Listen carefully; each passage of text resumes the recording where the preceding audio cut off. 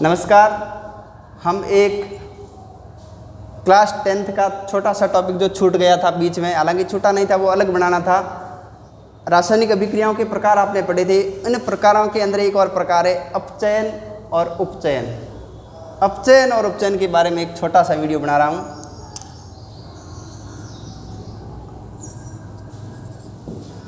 उपचयन और दूसरा है अपचयन। उपचयन को इंग्लिश में बोलते हैं ऑक्सीडेशन और अपचयन को इंग्लिश में बोलते हैं रिडक्शन। ऑक्सीडेशन और इसको बोलते हैं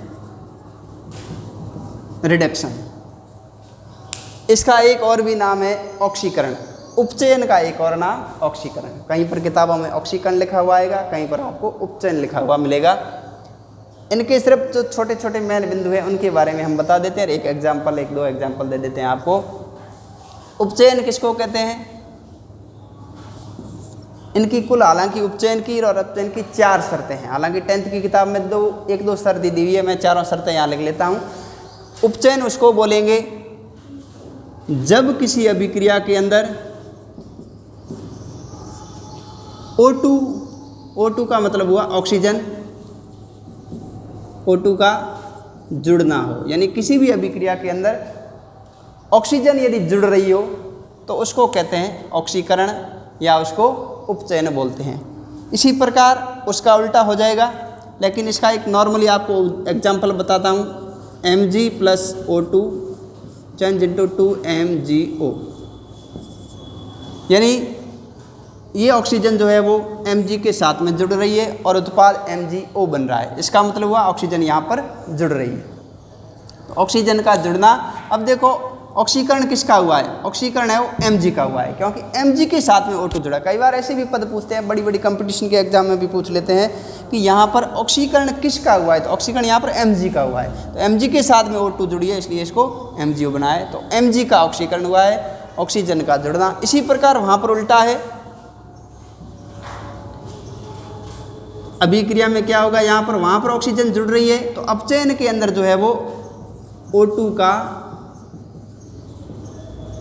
निकलना, यानी किसी भी अभिक्रिया के अंदर आपको लग रहा हो कि ऑक्सीजन उस अभिक्रिया के अंदर निकलती हुई नजर आ रही है, तो इसका मतलब वो है अपचयन अभिक्रिया है, या इसको रिडक्शन बोलते हैं। इसको आप उल्टा लिख सकते हो, 2MgO change into Mg + O2, या फिर है वो CO2 वाली भी अभिक्रिया लिख सकते हैं, C + O2 change into CO2। उनसे अब आप कार्बन को अलग कर सकते हैं, ऑक्सीजन को अलग कर सकते हैं। दूसरी इसकी शर्त है, अब यहाँ पर ऑक्सीजन जुड़ रही थी तो यहाँ पर हाइड्रोजन का निकलना, यानी आपको ऐसा लग रहा हो कि किसी भी अभिक्रिया से हाइड्रोजन निकल रही है, जैसे कि ये H2O2 H2O H2 + O2। हो सकता है इनमें साथ में दोनों अभिक्रियाएं चल रही हो, दो,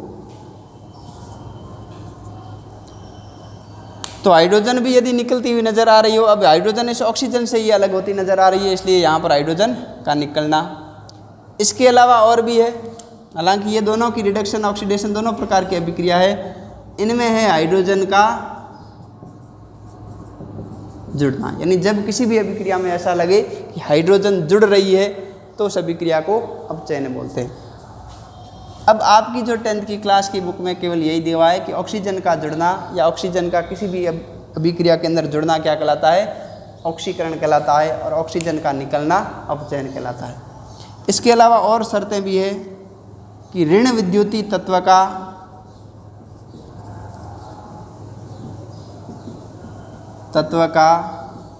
जुड़ना। अब जो भी ऋण विद्युतीय तत्व, अब देखा जाए तो जैसे ये Mg+ है, O- है, तो ये O इसके साथ क्या हो रहा है? जुड़ रहा है। इसका मतलब ये ऋण विद्युतीय क्या हो रहा है? जुड़ रहा है। तो एग्जाम्पल सब के अंदर सेम लिख सकते हैं अपन। यहाँ पर उल्टा होगा इसका, ऋण विद्युतीय तत्व का निकलना किसी भी अभिक्रिया से यदि ऋण विद्युतीय तत्व बाहर निकल रहा है तो उसके अंदर अपचयन होगा। चौथा, धन विद्युतीय तत्व का निकलना। यहाँ पर देखिए ऑक्सीजन प्लस का है, यहाँ पर निकल रहा है, इसलिए ये धन विद्युतीय तत्व का निकलना, और इसका उल्टा धन विद्युतीय तत्व का जुड़ना। तो आप अब उपचयन में और अपचयन में ये चारों शर्तें लिख सकते हैं, और याद रहे तो कम से कम ये तो लिखनी ही है कि ऑक्सीजन का जुड़ना उपचयन कहलाता है और ऑक्सीजन का निकलना अपचयन कहलाता है। अब देखो कभी कभार क्या होता है, कुछ अभिक्रियाएं ऐसी भी होती है जिनके अंदर अपचयन और उपचयन दोनों एक साथ हो जाते हैं। जैसे आपके सामने एक अभिक्रिया दर्शा रहा हूँ, Zn+CO।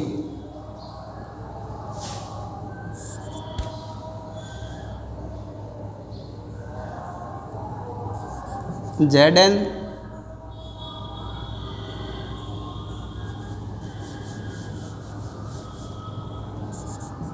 ZnO+C, Zn+CO। अब इनमें देखिए इस Zn से तो ऑक्सीजन निकल रहा है ये, और इसके साथ में ऑक्सीजन, कार्बन के साथ में ऑक्सीजन जुड़ रहा है। इसका मतलब हुआ कि ऑक्सीजन का जुड़ना, यानी यहाँ पर क्या हो रहा है, उपचयन, यानी कार्बन का क्या हो रहा है, उपचयन हो रहा है या ऑक्सीकरण हो रहा है। इनसे ऑक्सीजन क्या हो रही है, Zn से ऑक्सीजन निकल रही है। तब Zn से ऑक्सीजन निकल रही है, इसका मतलब है कि इनका हो रहा है अपचयन। यानी एक ही अभिक्रिया के अंदर यदि अपचयन और उपचयन दोनों एक साथ हो तो उस अभिक्रिया को रिडॉक्स अभिक्रिया बोलते हैं। रिडॉक्स इसीलिए बोलते हैं क्योंकि रिडक्शन का RED और उपचयन का OX, इसलिए इसको साथ में मिला करके रिडॉक्स, तो इसको रिडॉक्स अभिक्रिया बोलते हैं। अभिक्रिया की परिभाषा आ जाए तो ऐसी अभिक्रिया जिनमें उपचयन व अपचयन दोनों एक साथ हो तो उस अभिक्रिया को रिडॉक्स अभिक्रिया बोलते हैं।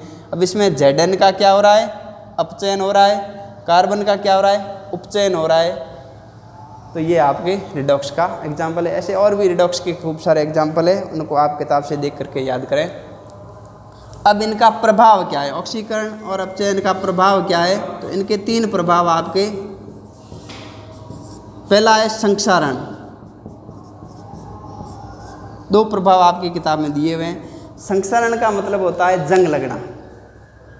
जैसे कि अपन सामान्य जो लोहा होता है, लोहे के ऊपर जंग लग जाती है तो उसको अपन पढ़ते हैं, तो लोहे के ऊपर भी जंग लगती है, हालांकि कॉपर के ऊपर भी जंग लगती है और चांदी के ऊपर भी जंग लगती है, Ag के ऊपर भी। लोहे के ऊपर जंग वायु से और पानी के साथ होती है तो यह Fe2O3 बन जाता है, तो लोहे के ऊपर भूरे रंग की परत चढ़ जाती है। उसी प्रकार कॉपर के ऊपर भी यह परत चढ़ती है, कॉपर का रंग है वो नीला हो जाएगा। इसी प्रकार सिल्वर के ऊपर भी यह परत चढ़ जाती है तो इसका रंग काला, इसका रंग है वो नीला और इसका रंग है वो भूरा। संक्षारण को रोकने के लिए आप उसके ऊपर पेंट लगा सकते हो। इसके अलावा एक और है रेंसिडिटी, यानी कुछ ऐसे पदार्थ भी होते हैं जैसे कि चिप्स वगैरह के पैकेट के अंदर ऑक्सीजन की जगह नाइट्रोजन भरा जाता है ताकि क्या हो, उनका संक्षारण की प्रक्रिया, उनके अंदर रेंसिडिटी की प्रक्रिया ना हो और वो खराब नहीं हो, लंबे समय तक रह सके, इसलिए उनके अंदर नाइट्रोजन गैस भर दी जाती है ताकि उनका ऑक्सीकरण उसका रोका जा सके।